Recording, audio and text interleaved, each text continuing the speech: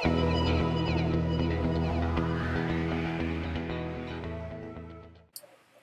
YouTubers, and welcome to Anxiety and Depression Adventures episode 6.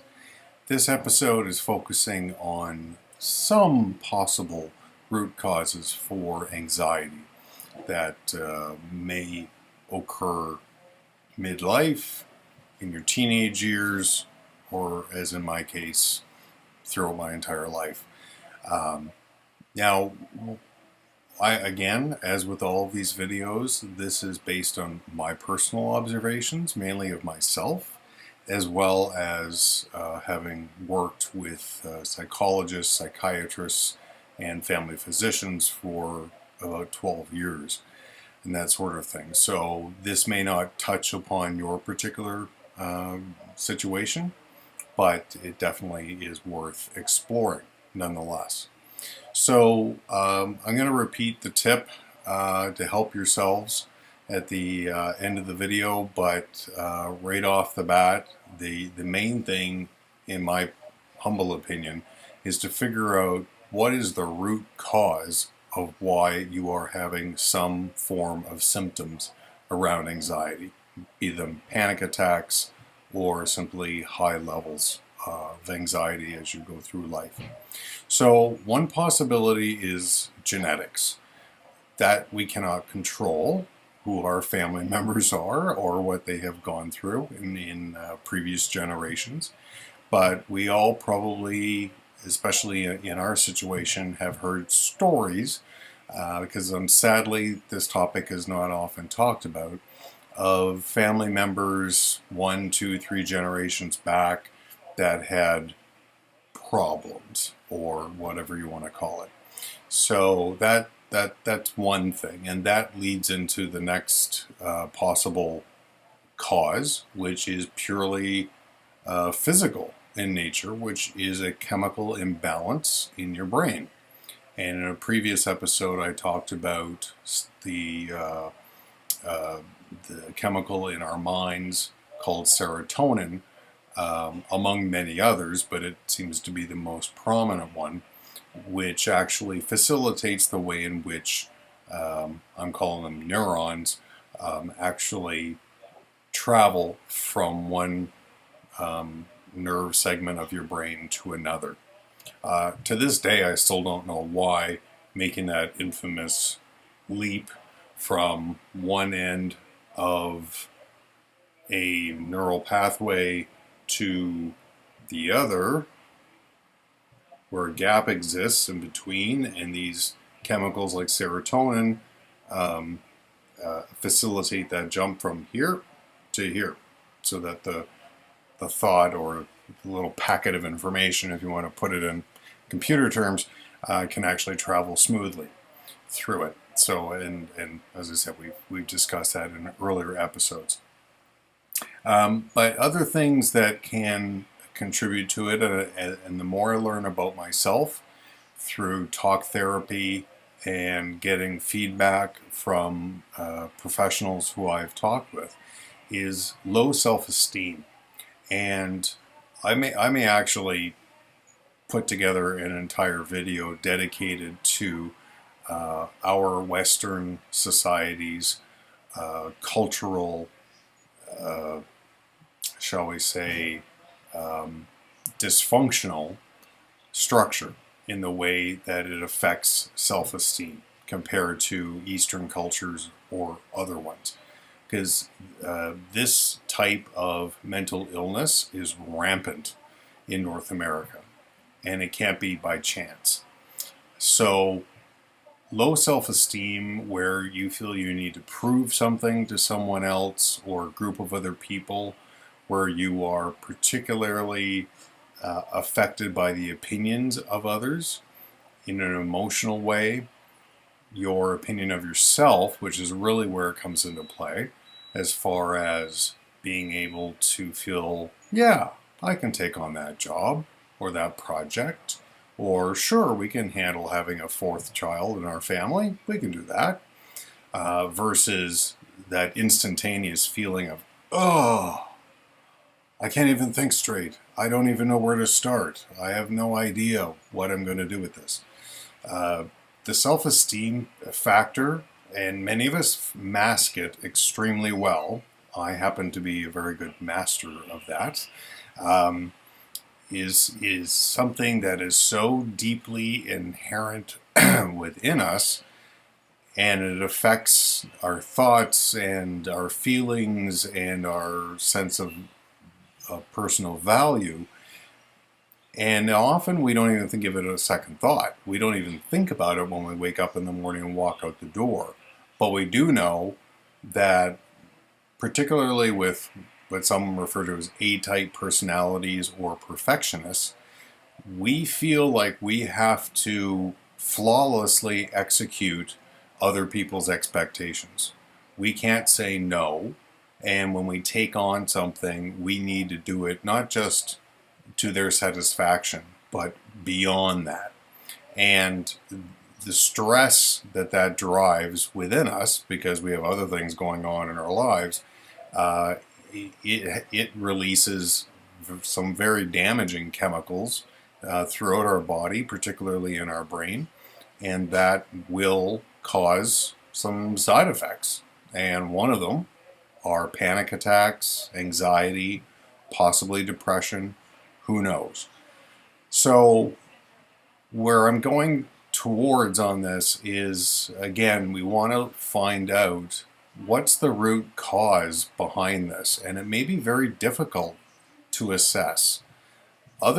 In fact, other people observing us may be in a better position to tell us what our self-esteem or our self-confidence or how our behaviors are interpreted by others and what that might mean. So that might be a good question to pose to your attending professional when you're meeting with them. There's also, of course, periodic, I shouldn't say periodic, I'll use the phrase singular events of trauma, which of which post-traumatic stress disorder, or PTSD, is most frequently affiliated with. And in North America these days, as Canadian and American troops are coming home from Afghanistan and Iraq, I think in today's society we are seeing something that our forefathers didn't talk about when they came back from World War I or Korea or World War II, because it just wasn't something that was talked about. I have an uncle who committed suicide after World War II and returning home, and I'm quite certain this was the reason why. So this is this PTSD type of syndrome is where, you know, you've gone through an intensely disturbing event. You've watched a colleague die on the battlefield. You've been attacked personally. You know, this is somewhat less common. However, it is enormously damaging to yourself and to your family. And I'll just continue with the military example, because when you come home from after having had this event, you're a changed person. You don't know why. Often people resort to alcohol and other escape methods to get away from the pain. They're having nightmares. You've read the same news stories I have. So that's another potential bailiwick where anxiety can spring from. And those people definitely need not just support, period, but government support, because they fought for their country.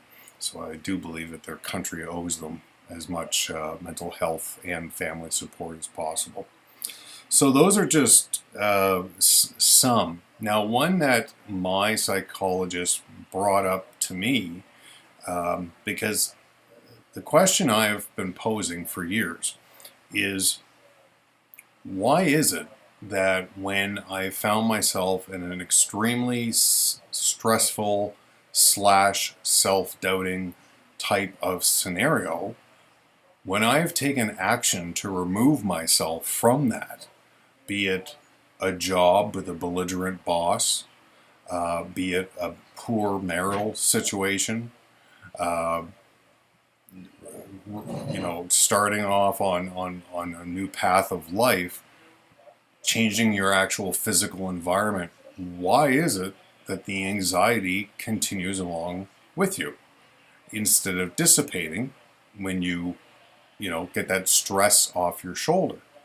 And one very interesting insight that my psychologist provided to me was that over time, your mind is learning how to deal with stress. And he very eloquently points out that our minds, while they are fantastic wonders of creation, they can often always lean to the negative side of life and always be on the lookout for danger.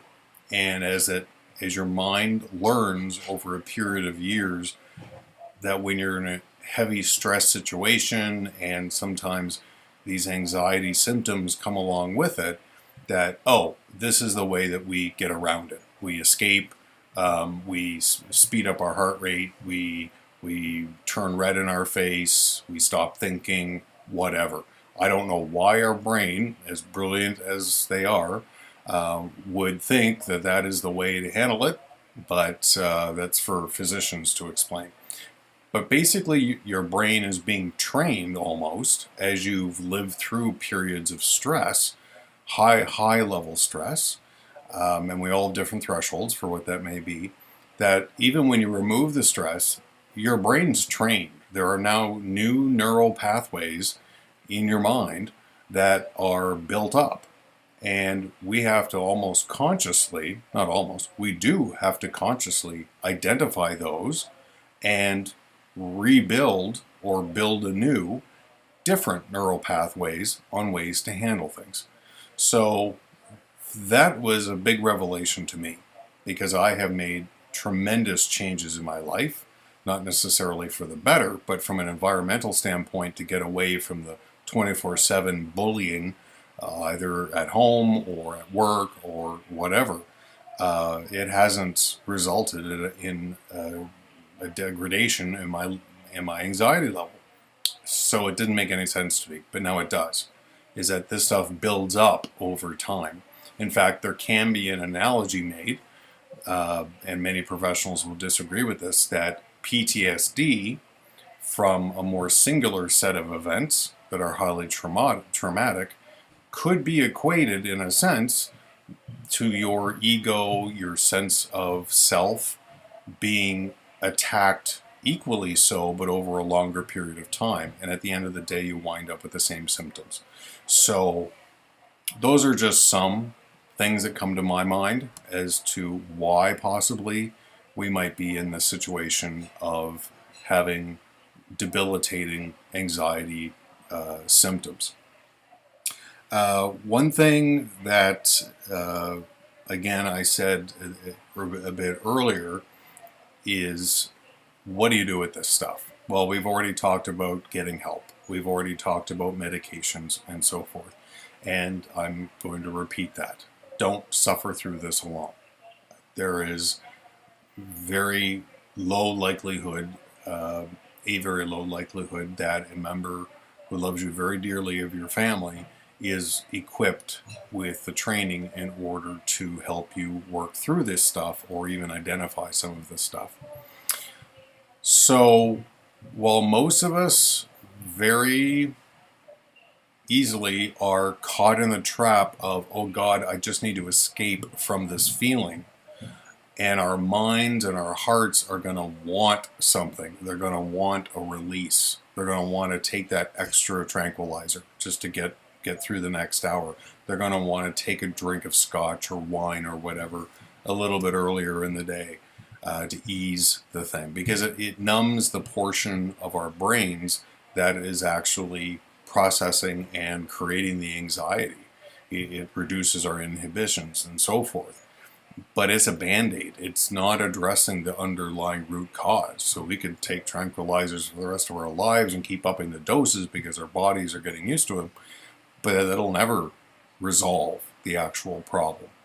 So we have to face our inner selves and be truly honest with our inner selves as to what specifically is the reason why we feel the way we do. In my experience, I know it's low self-esteem. I come on these videos and I probably sound fairly positive and upbeat, and I'm not sitting here all kind of down and blue, even though many times when I'm making these videos that's exactly the way that I feel. But that's the big tip I'm going to give you. It's not a monumental one, but it is something for you to consider, which is, let's not just mask the problem or the symptoms, but let's strive, when you're ready, to take a deeper look at yourself as to why the original trigger was pulled in the first place. So that's it for episode 6, as to why this anxiety is actually happening. I hope this has been helpful, and I encourage you to like the video, subscribe to this channel, post a question or a comment, anything of the sort. You're more than welcome to.